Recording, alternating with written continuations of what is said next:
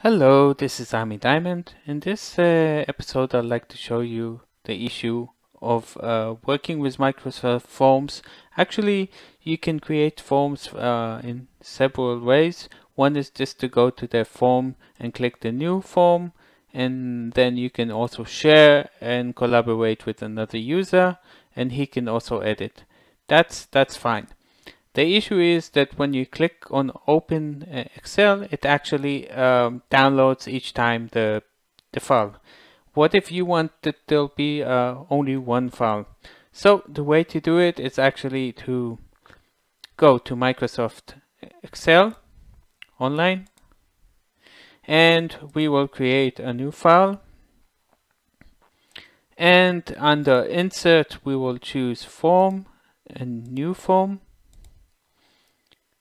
And if we have renamed the name of the document before creating the form, the name of the form would have changed. Now, if we go back and look at the form through the Excel, you'll notice where it's stored. It's stored actually in the OneDrive.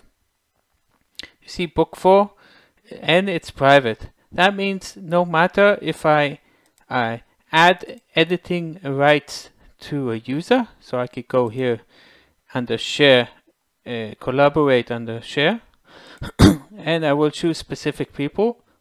Let's choose Alex. For some Alex. Okay, he's added. Now I can copy this and go as Alex. Yes. This is Alex, and I will paste the link.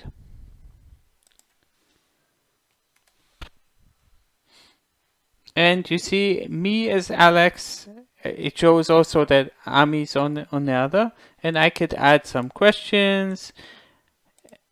But what happens if I want to get to this response Excel? I will get a message that I have no access. Okay, so actually the solution is that the one that creates the port through the Excel needs through the OneDrive to go and actually, you see it's private now, so I need actually to share this. So I will share the file with Alex.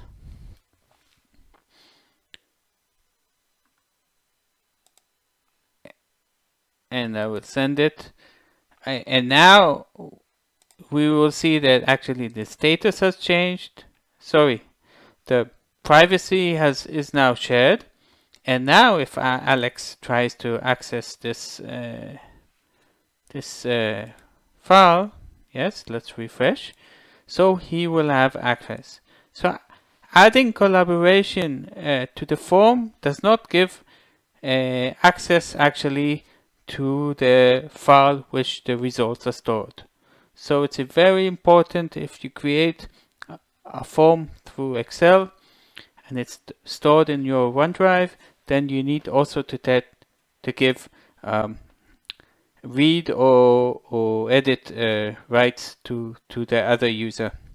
Now if you create the form in Excel within a document library, then the rights are based on the rights of the SharePoint document library. So there it's less of a problem.